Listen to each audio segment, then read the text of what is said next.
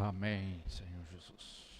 Amado Senhor, querido Deus, nosso Pai bendito, te louvamos por essa noite, por nos dar essa mesa tão gloriosa.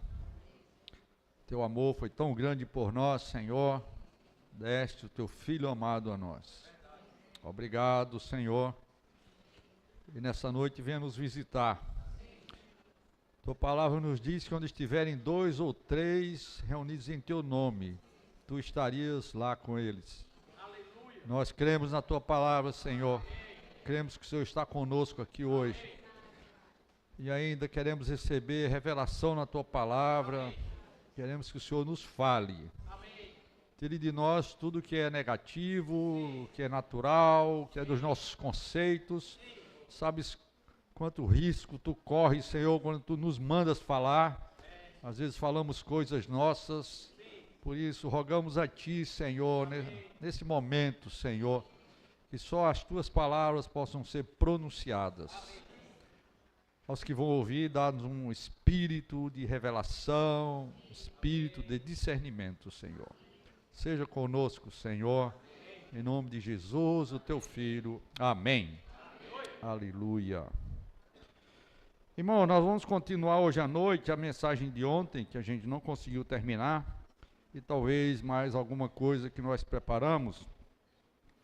Aqueles que estão nos ouvindo pela primeira vez, tanto aqui como na internet, nós estamos falando uma série de mensagens sobre o livro de Neemias, e essa série tem por tema a construção de uma nação. Neemias, o livro de Neemias fala da construção de uma nação, ou a reconstrução de uma nação. E essas mensagens que nós liberamos até agora, foram 3 mensagens, ainda falam do início, da introdução, do contexto histórico, daqueles acontecimentos. Nós precisamos conhecer esse contexto histórico, senão você não consegue entender claramente o que a palavra de Deus quer falar para nós. Amém? Então, nós temos falado que o livro de Neemias é um dos livros chamados livros da restauração. Por que restauração? Porque Israel esteve em cativeiro por 70 anos na Babilônia, por causa da sua idolatria. Deus os entregou totalmente, levou lá para a região da Babilônia, onde se inventou a idolatria. E graças a Deus parece que eles aprenderam a lição e não se ouve falar em idolatria dos hebreus, dos judeus na Babilônia.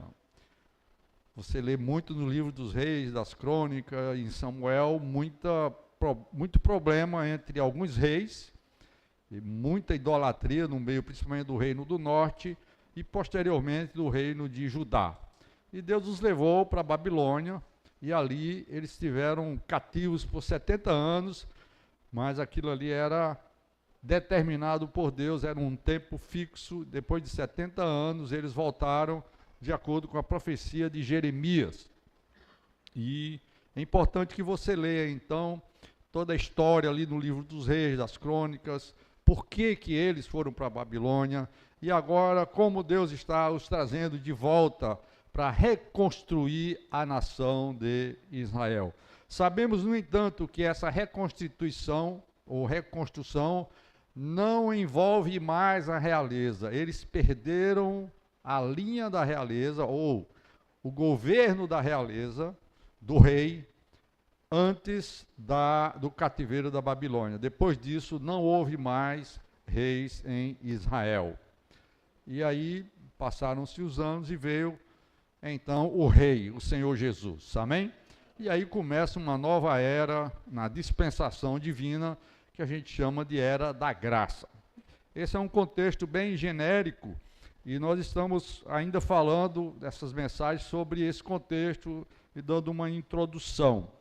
Eu gostaria de ler, aliás, antes de eu ler a palavra, eu queria corrigir alguma coisa que eu falei ontem, por impulso, e Deus me repreendeu, e eu me arrependi, e eu tenho que me arrepender diante de vocês. Eu falei ontem que havia igreja ruim, igreja boa e igreja não bíblica.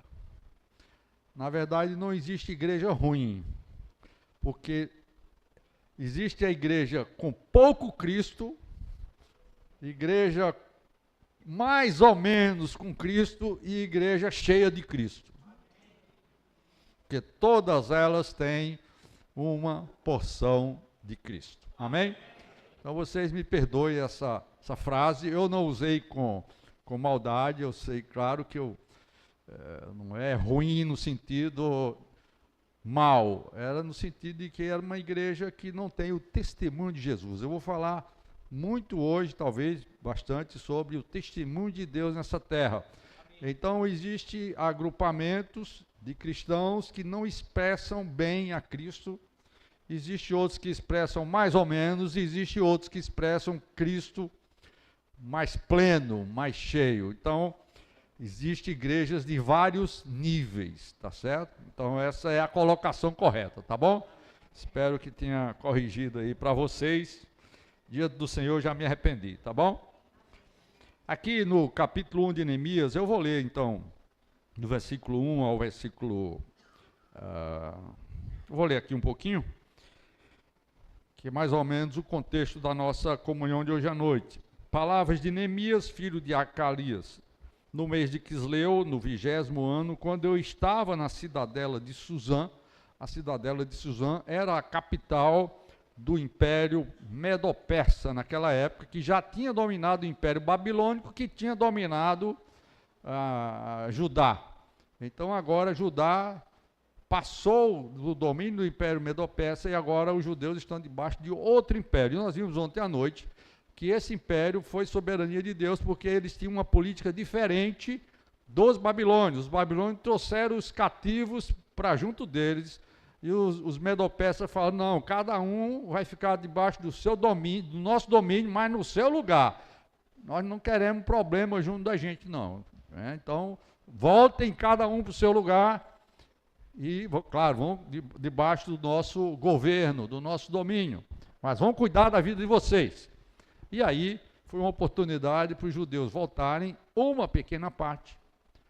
Havia cerca de 2 milhões na Babilônia. 70 anos depois, todos já estavam mal acostumados, bem acostumados com a nova vida, cada um com as suas casas, cada um com os seus empregos. O Neemias já estava confortavelmente trabalhando junto ao rei, emprego muito bom, é semelhante a você trabalhar hoje na Casa Civil do Presidente da República, em Brasília, tá certo? Servindo ali um vinhozinho, água, o lanchezinho do presidente.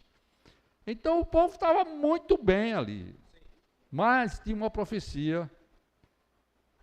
E Deus tem um testemunho para dar nessa terra. E o testemunho de Deus só existe em um lugar. É em Jerusalém. Amém? Daqueles 2 milhões, somente 50 mil voltaram, em 3 levas, né? Com Zorobabel e Jesua, com Esdras e depois com Neemias. E esses 50 mil voltaram então para reconstruir os muros, reconstruir a cidade, o templo, os muros, e depois Neemias chega para reconstituir as pessoas por dentro. Porque agora eles tinham uma cultura egípcia, que já tinham trazido lá do Egito. Eles tinham uma cultura cananita, por causa das tribos ao redor deles ali, e agora eles foram acrescentados à cultura babilônica. Então, realmente, muito misturados. Essa é uma grande lição para nós, que voltamos para Jerusalém, que voltamos para a vida da igreja, que queremos dar esse testemunho de Deus nessa terra. Nós precisamos jogar fora toda a nossa estrangeirice, tá? Isso não é fácil, isso não é do dia para a noite, mas nós devemos começar o processo, amém? Amém? Nós devemos começar hoje à noite esse processo, se você não começou ainda, tá certo? Muito bem, então, nós vimos que Deus chamou Neemias, ou Neemias se dispôs a ir fazer isso, porque Neemias conhecia o coração de Deus.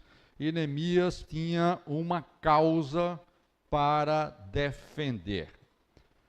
É por isso que ele foi tão ousado aqui. Ele estava lá na cidadela de Suzã, e veio um dos meus irmãos com alguns homens de Judá, então lhes perguntei. Então ele tinha uma preocupação com o testemunho de Deus. Você se preocupa com o testemunho de Deus?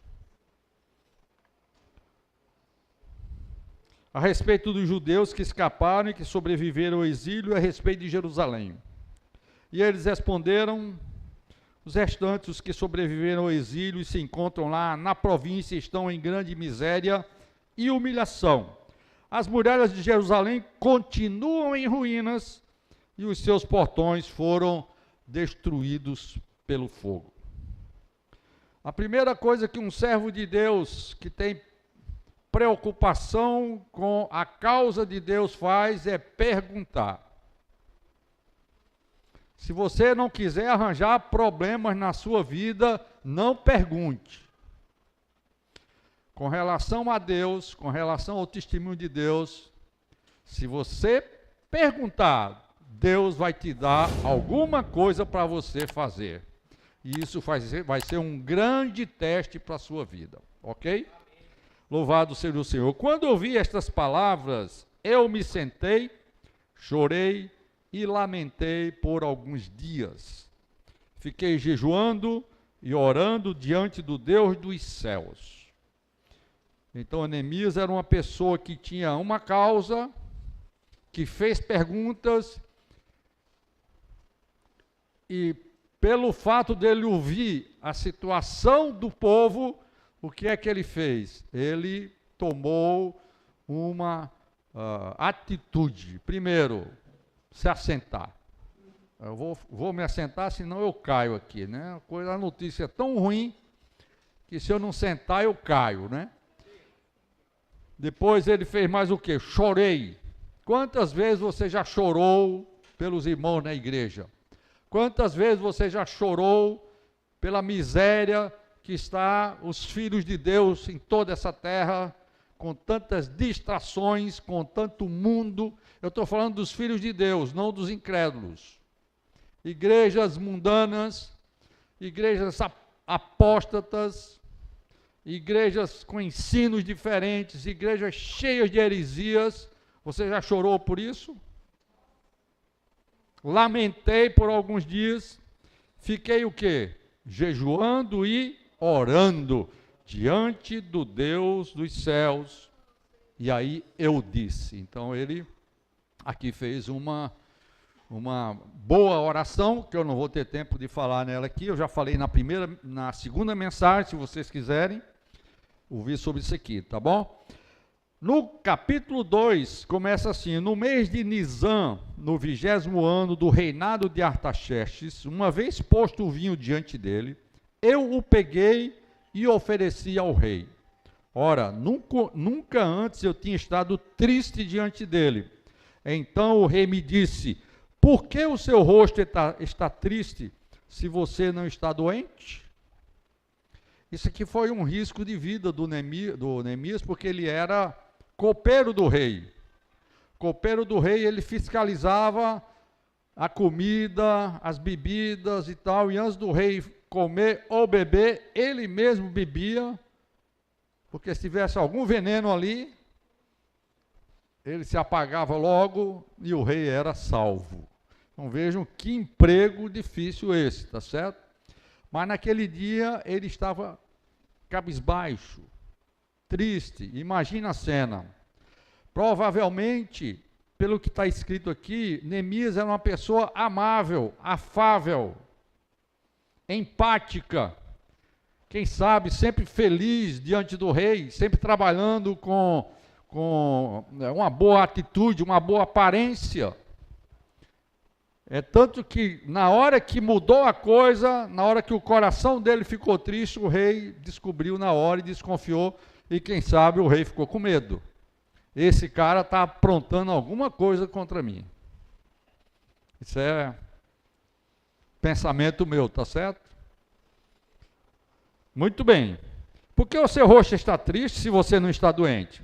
Neemias, você não está doente, eu sei que você não está doente, mas você não está bem. Tem alguma coisa errada com você.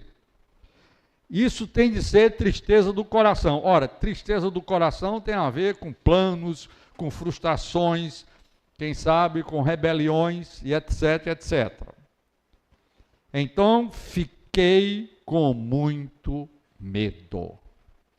Por isso que eu estou falando que isso foi um risco grande, porque quando o rei falou essas coisas, ele sentiu o drama daquelas palavras e da desconfiança do rei. Ele ficou com medo. Você já teve medo? O ano passado eu tive muito medo de tomar certas decisões na minha vida. Irmãos, medo é uma segurança para nós, certo?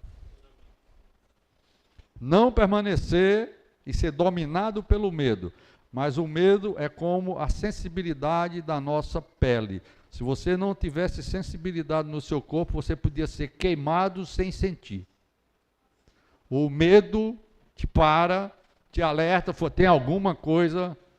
Como ele era um homem de oração, ele foi então orar. É tanto que antes dele responder ao rei, o que ele fez? Orou. Então, quando a gente sente o medo de enfrentar um desafio, de enfrentar uma decisão difícil, irmãos, a primeira coisa que nós devemos fazer é orar. Amém?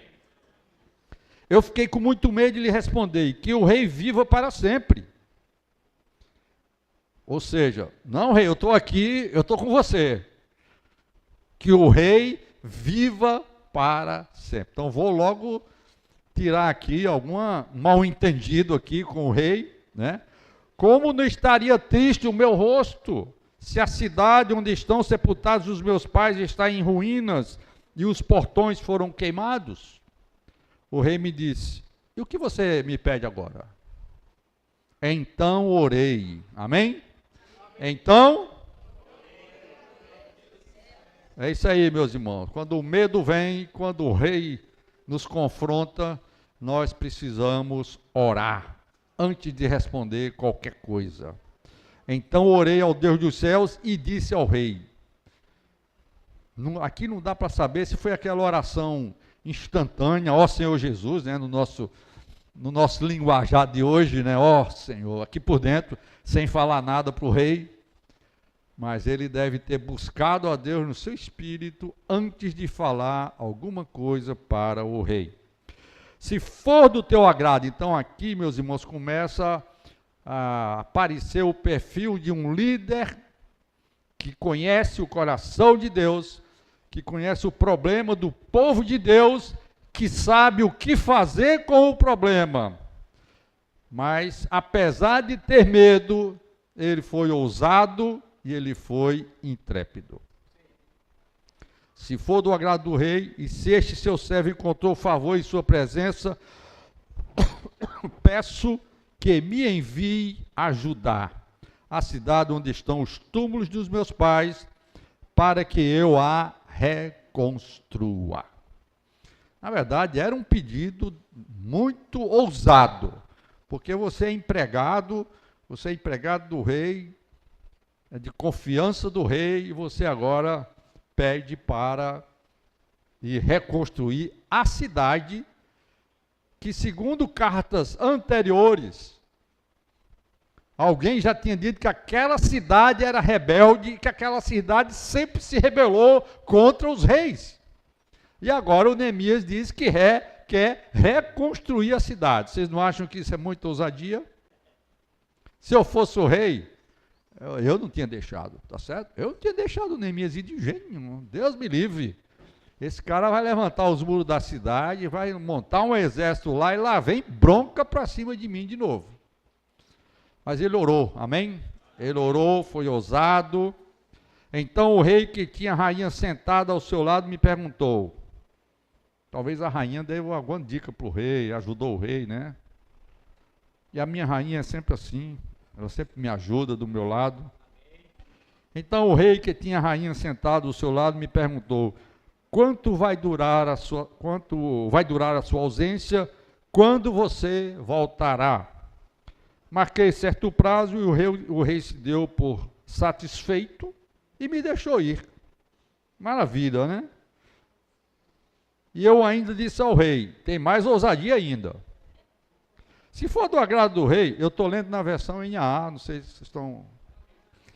Se for do agrado do rei, que ele me dê cartas para os governadores da região do outro lado do Eufrates, para que me permitam passar e entrar em Judá. Ou seja, eu não vou de cara lisa. Você vai ter que me dar um passaporte. É um passaporte que a gente precisa hoje para entrar nos outros países. Rei, eu preciso de um passaporte e também uma carta para Asaf, guarda das florestas do rei, para que me dê madeira para as vigas dos portões da cidadela do templo, para as muralhas da cidade, para as muralhas da cidade. É muita, desculpa a expressão, cara de pau, tá certo? Mesmo que está dizendo, hey, eu vou reconstruir a cidade, vou levantar a muralha de novo e eu quero que você me dê madeira para eu fazer isso. Você tinha coragem de fazer isso? E para a casa em que deverei me alojar, porque a cidade estava toda destruída. E o rei me deu o que eu pedi, porque a mão bondosa do meu Deus estava sobre mim. Amém. Existe uma razão para você ser ousado. A mão bondosa do nosso Deus está conosco. Amém? Louvado seja o Senhor, irmãos. Esse é o texto que nós vamos ter como base hoje, mas eu ainda quero continuar, ainda estou numa espécie de revisão aqui, mostrando que Neemias tinha essa causa, e essa causa era defender o testemunho de Deus. Talvez você não esteja entendendo nada até agora, porque eu estou falando de testemunho de Deus, mas é exatamente nessa mensagem que eu gostaria de mostrar para vocês o que é o testemunho de Deus, e porque nós devemos ter uma causa para defender o testemunho de Deus. Primeiramente, você precisa ser uma pessoa de determinação, assim como Neemias. E eu me lembrei de 1 Reis 18, 21, quando Elias estava lutando ali quando aqueles profetas de Baal, naquela situação toda, 1 Reis 18, 21, diz assim, Elias se colocou diante do povo e disse, até quando ficarão oscilando de um lado para o outro? Versão NVT, tá? Se quiserem achar aí, nova versão transformadora.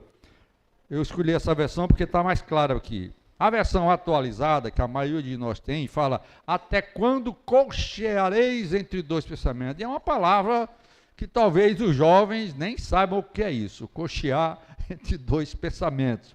Essa versão está mais clara. Até quando ficarão oscilando de um lado para o outro? Se o Senhor é Deus, sigam-no. Se Baal é Deus, então sigam Baal. E me deixem em paz, por favor. O povo, contudo, ficou em silêncio. Meus irmãos, nós estamos num momento sério da volta do Senhor. Nós não podemos ficar oscilando de pensamento de um lado para outro. Será que é isso mesmo? Será que está certo? Os irmãos estão corretos? Você precisa orar. Você precisa ser uma pessoa como Neemias, que orava. Esse livro tem muita oração. E Neemias não era um cara que ficava oscilando entre dois pensamentos. Nós precisamos ser pessoas que estejam claras do que é o testemunho de Deus nessa terra e tomar uma posição pelo testemunho de Deus, arriscando a nossa própria vida. Ano passado eu disse para o Senhor, se eu ficar sozinho, eu vou ficar só, mas eu vou tomar essa decisão. Não me interessa se alguém vai ficar comigo ou não. Esse é um problema meu contigo e da minha consciência para contigo, e eu quero paz entre nós dois. E Deus nos deu boas respostas para essa oração. De maneira, irmão, que se você, nesse tempo atual, você está cocheando entre dois pensamentos, você precisa orar diante de Deus. Porque o profeta Elias aqui, ele é claro. Se vocês querem adorar Baal, que adorem. Mas não fique para lá e para cá. Adora Baal e adora Deus. Um dia está oferecendo holocaustos em Jerusalém, outro dia vocês estão oferecendo sacrifícios a Baal no outro monte. Não pode. Ou vocês façam uma coisa ou outra. O Elias não disse assim, vocês têm que decidir por Deus. Ele não falou isso, não. Vocês têm que decidir o que é que vocês querem. Não fique oscilando. Toma uma decisão, mas toma uma decisão para servir a Deus. Uma decisão pelo testemunho de Deus, por Jerusalém, pelos altares do Senhor que estão em Jerusalém, mas é complicado vocês ficarem cocheando entre dois pensamentos. E a gente sabe que naquela situação ali de Neemias, né, o povo ficou em silêncio. O povo estava confuso. Você está confuso hoje? Se você está confuso, você precisa orar. Buscar o bondoso Deus dos céus. Amém? Que Ele está pronto para escutar a nossa oração. Se você é honesto com Deus, se você é sincero com Deus, se você quer o testemunho de Deus nessa terra, você precisa tomar uma decisão. Amém? Seja então como Neemias. Mas por que eu estou falando então de testemunho de Deus?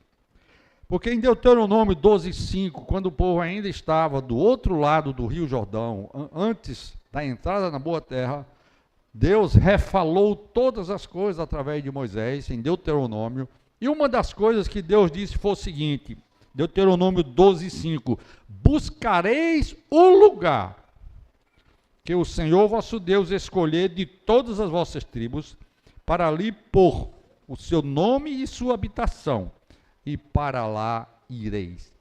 Então, Deus estava dizendo o seguinte, haverá um único lugar, onde eu vou morar, vai ser a minha habitação, e ali estará o meu nome, a minha identidade. Se o povo quiser ver a mim, eles vão me encontrar nesse lugar. Se eles quiserem conhecer quem é Deus, vão me encontrar neste lugar. Está claro isso aí?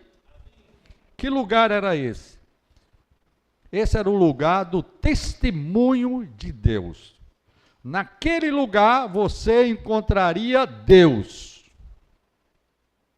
Naquele lugar você ofereceria seus holocaustos a Deus, você se consagraria a Deus e você receberia as bênçãos de Deus.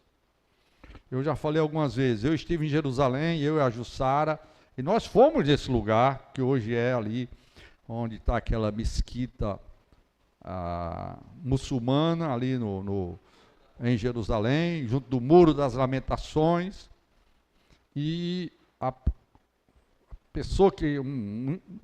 existe o Instituto do Templo, que é uma organização junto ali ao Muro das Lamentações, você visita, e eles falam sobre o terceiro templo, que ali vai ter um terceiro templo e tudo mais, e eles falam uma coisa interessante. A primeira coisa que eles falam, você está no único lugar dessa terra que Deus escolheu para se comunicar com a humanidade. Eu até hoje me arrepio quando eu falo nisso. Já pensou nisso? Eles falam, né, por tradição, eles falam, aqui Abel ofereceu o seu sacrifício. Bom, não está na Bíblia, mas eles acham que era ali. Aqui Abraão ofereceu Isaque. Aqui Davi ofereceu os seus holocaustos e comprou esse terreno para edificar a casa de Deus. Esse é o único lugar na terra que Deus escolheu para se comunicar com a humanidade. Se você um dia chegar lá, você vai ficar arrepiado também, tá certo?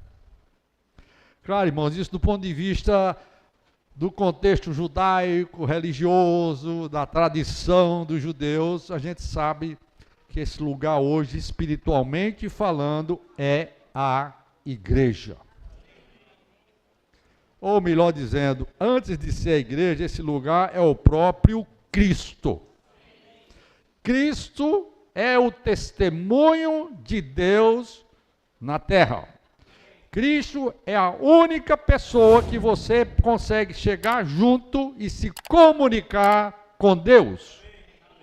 Cristo foi aquele que abriu um novo e vivo caminho para a gente entrar na presença de Deus.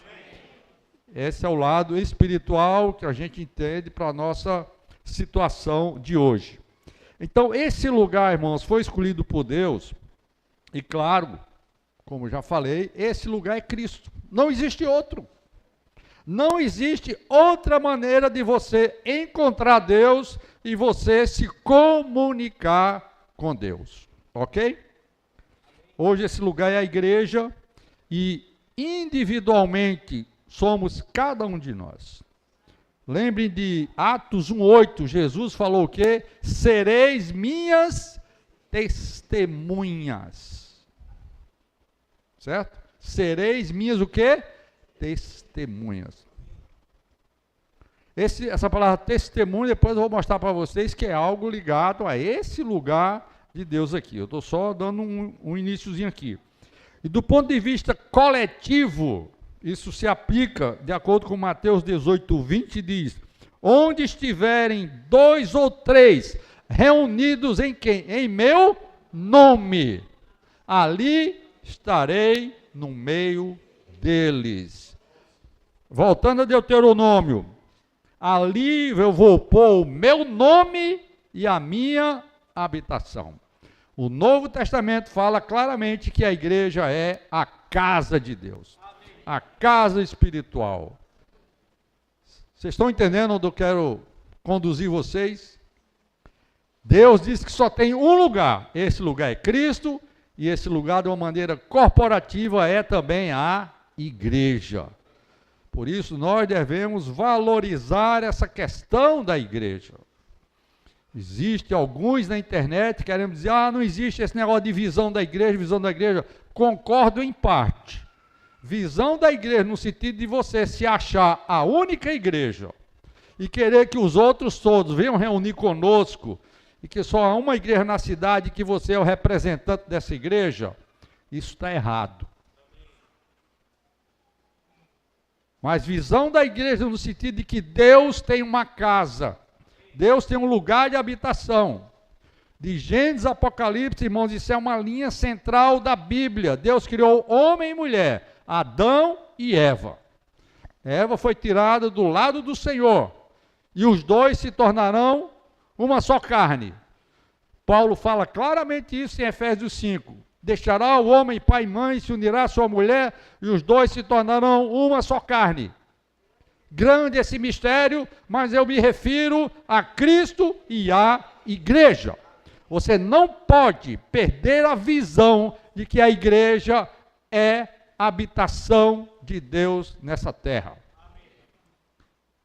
Visão da igreja nesse sentido, nós não podemos perder. Visão de igreja no sentido que só nós somos a igreja, isso deixa para lá, isso é coisa do passado. Está claro isso aí ou não? Amém. Muito bem. Então, quando Mateus fala, onde estiverem 2 ou 3 reunidos em meu nome, se você juntar com Deuteronômio, isso está muito claro que esses 3 que estão no nome do Senhor são o testemunho do Senhor, são igreja. Amém.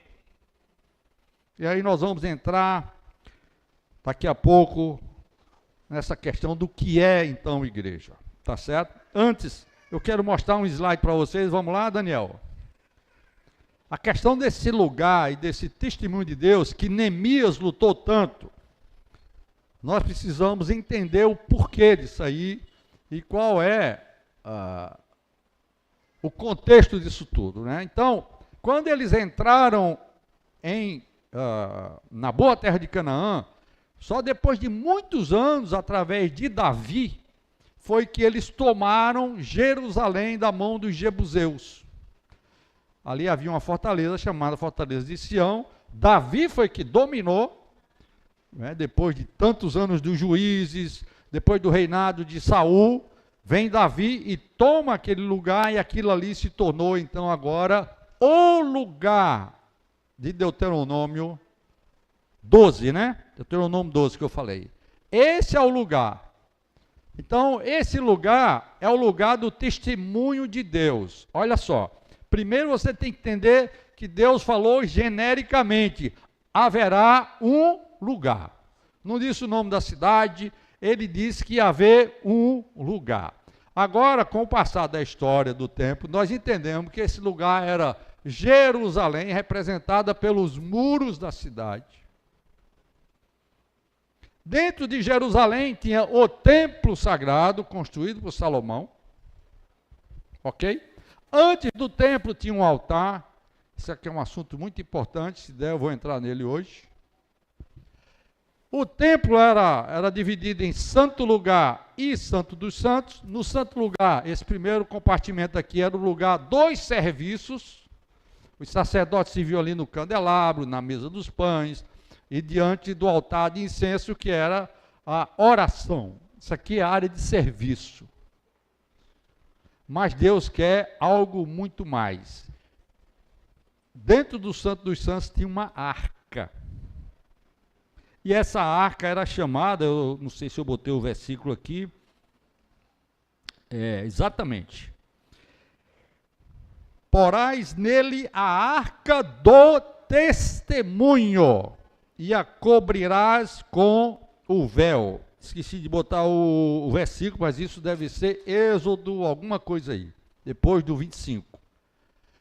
Você vai construir uma arca de madeira de acácia, dizendo para Moisés, e ela vai ser recoberta de ouro, vai ter uma tampa do propiciatório, que significa Cristo e a sua redenção por nós. Os querubins ali protegendo. Dentro da arca, inicialmente tinha a vara de Arão, tinha uma porção, uma botija com maná, e tinha as 2 tábuas da lei. Com o passar do tempo, com as brigas e as guerras, sumiu isso tudo aí. Provavelmente, quando ela chegou no templo, que essa é a mesma arca que Moisés construiu, que foi para o templo de Salomão, só existia as tábuas da lei. E a Bíblia chama isso de arca do testemunho. O que eu quero mostrar para vocês é o seguinte: o testemunho de Deus, ele tem um centro e ele tem uma periferia. O centro do testemunho de Deus é a arca. O centro do testemunho de Deus é Jesus Cristo. Amém? Por isso que nós não devemos lutar tanto pela igreja, doutrinariamente falando. Nós devemos ser testemunhas de Jesus. O que Jesus falou para nós: vocês serão minhas testemunhas. Testemunhas de quem? De Jesus. Então esse é o primeiro ponto que nós precisamos aprender nessa noite. Agora, o testemunho de Jesus precisa de um lugar para morar. Esse lugar é a igreja. No passado, nós lutamos muito pela igreja e não tanto pelo testemunho de Jesus. Vocês estão entendendo? É por isso que eu tenho encargo dessas mensagens, mas a gente reajustar a nossa visão. Amém? Reajustar o nosso entendimento a respeito da igreja. O que é que tem a ver isso com o testemunho de Deus, o testemunho de Jesus? É exatamente por isso aqui. O mais importante aqui nisso tudo é a arca. E esse lugar que você vai, que primeiramente é Jerusalém, que é o reino de Deus, ele contém uma casa, que é a casa de Deus. E dentro dessa casa de Deus tem que ter Cristo. E quanto maior o Cristo dessa casa, mais essa igreja é melhor. Vocês estão entendendo agora por que eu falei aquelas expressões de ontem? que eu corrigi hoje. Tem casa que tem pouco Cristo. Tem casa que tem um Cristo meia boca. E tem casa, tem igreja que tem um Cristo pleno. O nosso alvo, a nossa causa, a nossa visão deve ser individualmente você crescer na graça, no conhecimento de Jesus. E aí, todos nós crescendo juntos, se nós estamos num ajuntamento como esse, nós seremos um testemunho de Jesus. Amém? Então, Jesus pode ter vários testemunhos nessa cidade. Onde tiverem 2 ou 3 reunidos no nome dele, ali ele disse que estava no meio deles. Se ele está, irmãos, aquilo ali é um testemunho de Jesus. Agora, se esse testemunho é fraquinho, é médio ou é resplandecente, aí é outra história, aí é outro departamento. Vocês estão claros disso ou não? Porque no passado, talvez a gente pensasse, só nós somos isso, nós somos a última Coca-Cola do deserto, nós somos... O resto é Babilônia, quem não vier reunir conosco está frito. Pelo menos os mais antigos. Talvez tenha alguns novos aqui, os que nasceram na igreja, nunca ouviram falar isso que eu estou falando, nem está entendendo o que eu estou dizendo. Eu estou falando para os dinossauros, tá? Que o problema da igreja, quem sabe, são os dinossauros. Irmão, nós precisamos ajustar nossa visão, nós precisamos de uma reconstrução do testemunho de Deus nessa terra, ok? Agora, como nós temos acesso ao testemunho de Deus? Eu falei para vocês que os muros denotam o domínio. Isso significa o reino de Deus. E o que é o reino de Deus? E como eu vou conseguir entrar no reino de Deus? Esses muros de Jerusalém têm várias portas, tá? Até hoje, né, mesmo depois de muito tempo, ainda existe um resto de muralha por lá, os muros atuais, na verdade, e tem uma porta bem aqui, aqui tem o Vale de Cedron, aqui tem o Monte das Oliveiras, a gente desce do monte a pé, desce no vale, sobe e entra numa porta chamada, esqueci o nome, tem uma porta bem no meio aqui, chamada Golden Gate, ou a porta de ouro, que está fechada, esperando pelo Messias, certo? Ela está fechada, só quem vai entrar naquela porta é o Messias, que vai descer no Monte das Oliveiras, vai descer e vai entrar ali. Bom, isso é o que os judeus esperam. E se você quiser estar dentro do governo de Deus, você tem que entrar numa porta dessa, ok? Fora disso aqui, você está sujeito a tudo.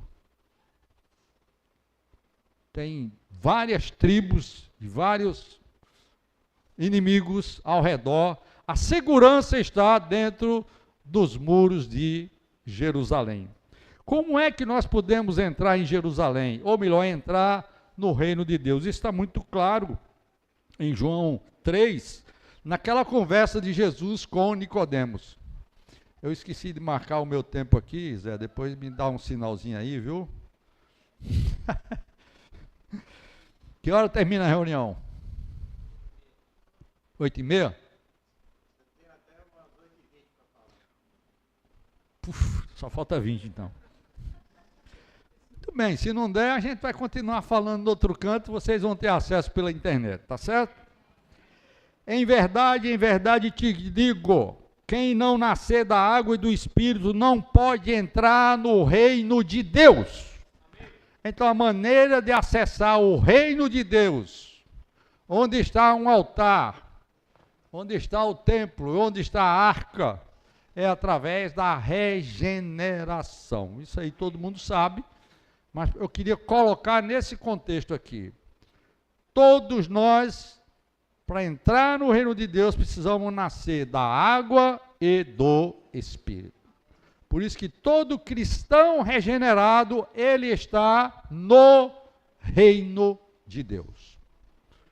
Todo cristão que foi batizado, que nasceu de novo, ele é um cidadão do reino de Deus. Amém?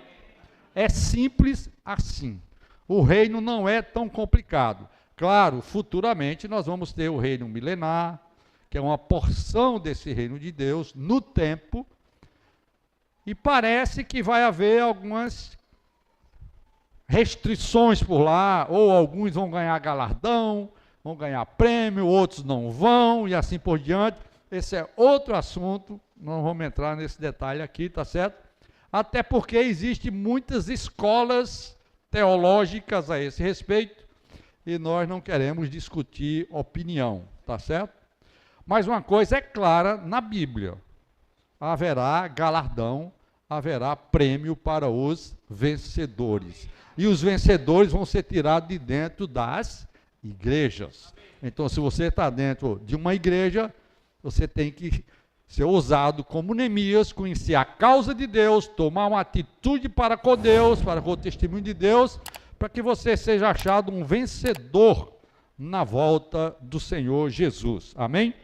Então, a regeneração é o lugar. Quando você entra no reino, cadê o reino? Quando você entra no reino, você não pode ficar só arrodeando o templo, tá certo? Você tem que entrar na casa de Deus. Se você é um cidadão do reino, o lugar que Deus quer você é lá no Santo dos Santos. Mas, irmãos, só quem entrou lá foi Moisés, o sumo, sim, isso no Velho Testamento. Mas no Novo Testamento, o Senhor Jesus, pelo seu sangue, pela sua carne, ele nos abriu um novo e vivo caminho. Por isso, Paulo fala que nós devemos entrar com o quê? Com intrepidez. Essa era a atitude de Neemias, intrepidez para entrar no Santo dos Santos. Então, irmãos, quando você foi salvo, quando você foi regenerado, aí não parou a sua caminhada cristã. Você precisa avançar. Você precisa avançar para entrar na casa de Deus, na realidade da casa de Deus. Um cristão isolado, ele está fora da realidade da casa de Deus. Não queira ser um cristão de sofá, assistindo mensagens após mensagens na internet. Você nunca vai desfrutar nem da casa de Deus, nem do próprio Deus em sua plenitude. Você é apenas um regenerado no reino de Deus. Está claro isso aí? Se estou falando coisas difíceis para vocês. Mas continuando, meus irmãos, estou falando do acesso, tá? Primeiro, preciso de regeneração para avançar aqui e entrar no reino de Deus. Depois eu preciso entrar na casa de Deus. Agora, sabe o que é que você encontra? Primeira coisa que você encontra para entrar na casa de Deus é o altar de holocausto. O altar de holocausto significa a cruz de Cristo. Certo? Se alguém quiser vir após mim, a si mesmo, negue-se a si mesmo. Dia a dia, segundo Lucas, tome a sua cruz e siga. Se você quiser estar perto de Jesus, ser um discípulo de Jesus, não apenas um cristão qualquer, nominal, solto por aí, você precisa passar pela experiência da cruz. Voltando à questão da reconstrução, aquela leva que veio com Zorobabel e Jesua, e também com Esdras, eles reconstruíram o templo. E a primeira coisa que eles reconstruíram foi o quê? O altar de holocausto. Amém. Isso é um ensino muito elevado para nós e profundo. Sem cruz não tem igreja. Sem cruz você não desfruta da presença plena de Jesus Cristo.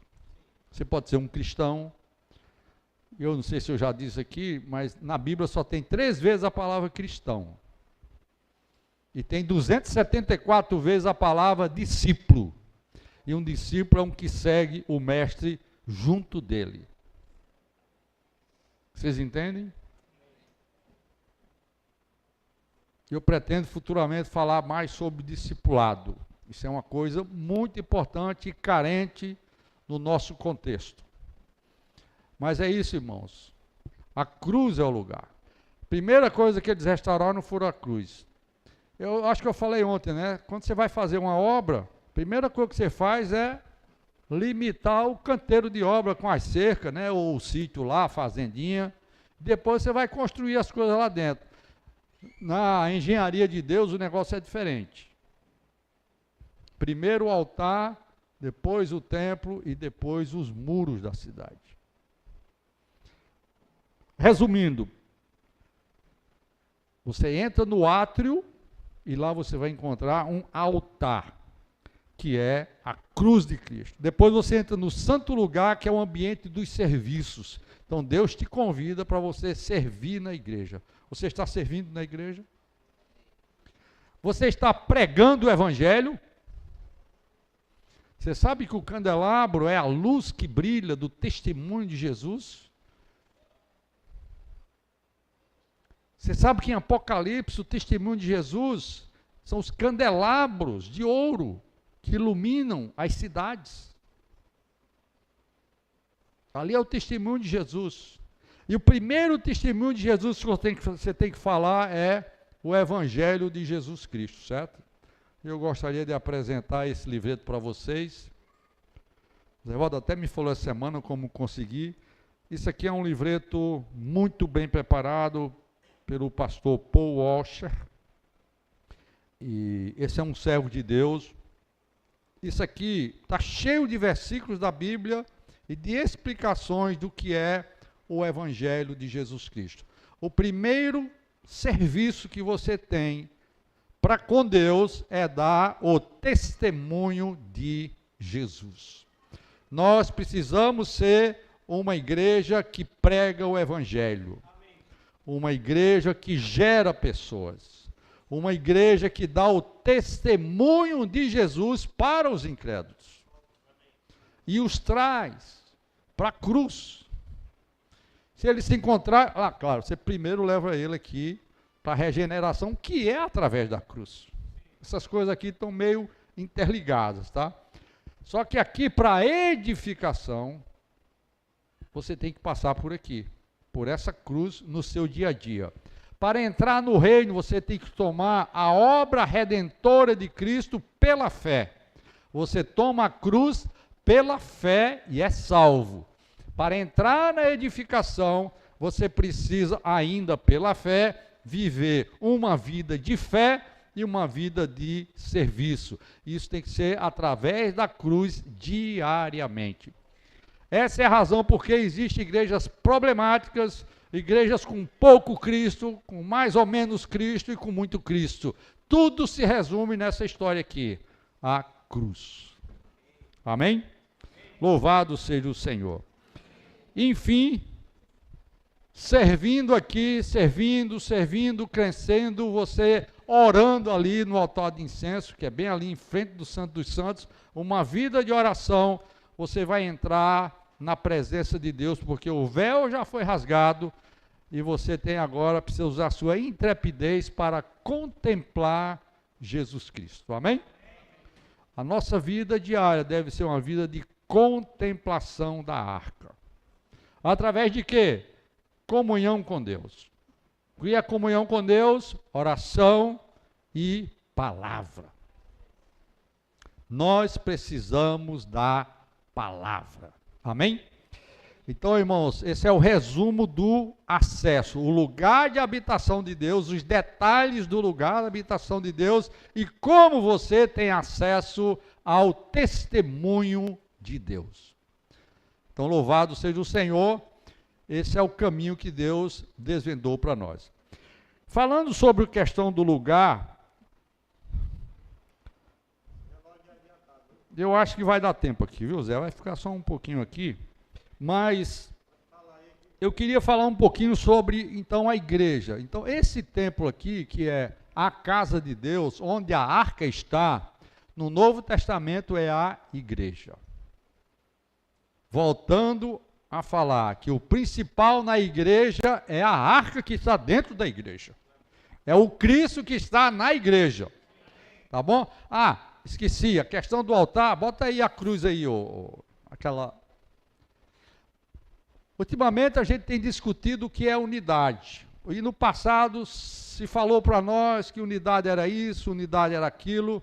Unidade, meus irmãos, a gente só é um quando a gente se encontra lá na cruz. Deu para entender esse desenho ou não? Você estava longe de Deus, cada varinha dessa aqui, cada linha dessa é um de nós. Inicialmente nós estávamos longe. E a cruz, o Senhor falou, eu atrairei todos a mim mesmo. Lembra desse versículo?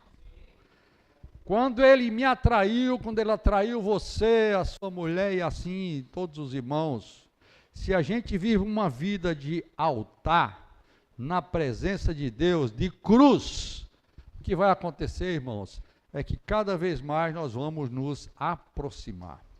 Se você se aproxima de Cristo, quanto mais você se aproxima de Cristo, mais você se aproxima dos irmãos.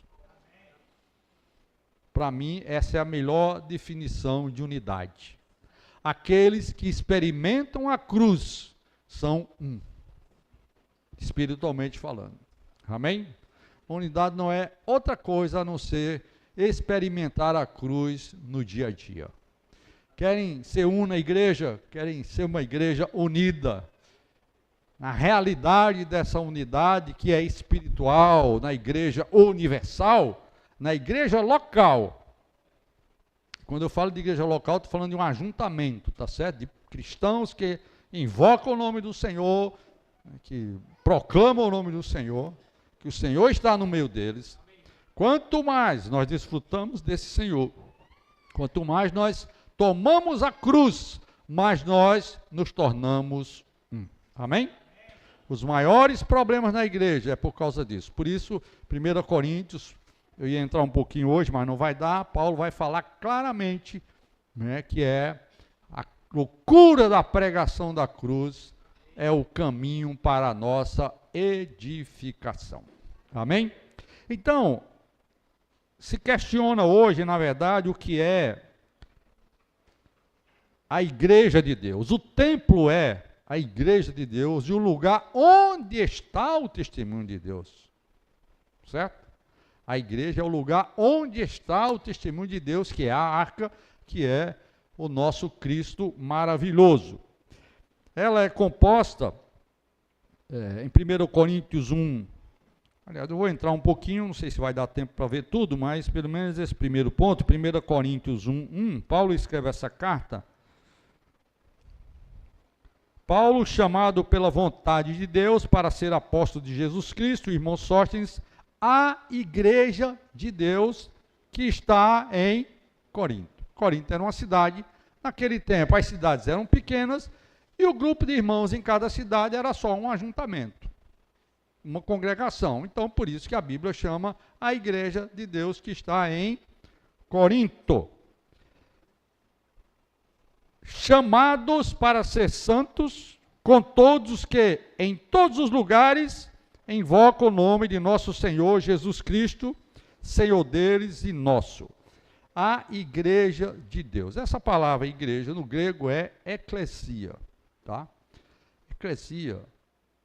Hoje, no nosso contexto histórico e na situação que a gente está hoje, nesses 2000 anos, a palavra igreja ela foi muito deturpada. Então, inicialmente, o catolicismo romano se apegou a isso, desviou a igreja das rotas do Senhor, ou da rota do Senhor, e na Idade Média, né, principalmente, existia a igreja que era o governo de um papa, lá em Roma, tá certo? E quando a reforma veio e nasceu as igrejas reformadas, os chamados protestantes, eles abriram mão disso aí, mas eles carregaram na sua cultura um conceito ainda errado de igreja, principalmente igreja como templo físico, que foi um dos grandes desvios, tá? Mas a palavra igreja, no seu original, quando Jesus falou a primeira vez em Mateus 16 e também em Mateus 18, ela era uma palavra comum na linguagem grega. Os gregos viviam em cidades, e as cidades, você já ouviu falar que a democracia veio dos gregos. E o que era democracia? Todo mundo resolve a sua vida na sua cidade. Quixadá tem autonomia para governar, autonomia para que os cidadãos decidam em assembleia o que o prefeito tem que fazer e assim por diante. Então, quando tinha um assunto a ser discutido, eram convocados para uma assembleia e ali se discutia os problemas políticos, sociais, quem sabe religiosos da comunidade. Aquilo era simplesmente chamado de eclesia, um ajuntamento. Então você precisa botar na sua cabeça que igreja, acima de tudo, é um ajuntamento, na essência da palavra, no início ali, né, na origem. Essa palavra, claro, foi tomada por Paulo, por Jesus, primeiramente, para dizer, eu edificarei a minha eclesia, ou seja, eu vou ajuntar, eu atrairei todos a mim mesmo, os que creram, e vou criar um ajuntamento, que ele chamou de minha igreja, que ele poderia ter sido traduzido por minha assembleia, meu ajuntamento, certo? Não igreja no sentido de instituição, como a coisa ainda está na nossa cabeça. Igreja é simplesmente um ajuntamento, uma assembleia. Eu até trouxe aqui uma nota de rodapé do dicionário de grego e hebraico do Strong, onde ele fala que é o seguinte, o que é eclesia? É uma reunião de cidadãos chamados para fora dos seus lares, para algum lugar público, uma assembleia do povo, reunida em lugar público, com o fim de deliberar. Isso era eclesia na época de Jesus. Jesus simplesmente tomou emprestado essa palavra e falou, eu edificarei a minha eclesia. Ou seja, eu vou ter um ajuntamento, isso é do ponto de vista espiritual, eu vou ajuntar gente de hoje, de amanhã, daqui a 100 anos, 200, de todos os lugares da terra, e isso será a minha assembleia, a minha igreja. Está claro isso aí? Paulo usou também essa palavra e aplicou dizendo que essa igreja, inclusive a igreja prática na localidade, um ajuntamento daqueles 2 ou 3 que se reúnem em nome do Senhor, aquilo ali é a igreja. Ou melhor, uma igreja. Então alguém me perguntou essa semana, irmão, então como é que a gente vai responder às pessoas qual é a nossa igreja? Eu falei, a pergunta mais certa é o seguinte, a nossa igreja é a igreja de Jesus Cristo. Ele disse que ia edificar uma igreja e nós estamos nessa igreja. Ah, sim, mas você sabe, tem isso, tem igreja A, igreja B, igreja C. Você fala o seguinte, nós reunimos com um grupo de cristãos que fazem parte da igreja. Tá certo? Mas não tem nome? Tem não. Nós somos uma assembleia, um grupo de irmãos, que fazemos parte da igreja, que é algo muito maior. Não sei se isso está certo, se vocês vão aceitar, isso é o que eu entendo, tá certo? Isso é o que eu entendo. Então, isso é a questão da eclesia, tá bom? E eu acho que vai dar tempo, só falta 0 minutos ali, mas... Deixa eu terminar esse texto, é rapidinho, são 3 pontos. Então, Paulo falou da igreja de Deus, né? Pronto, mais 10 está bom, né?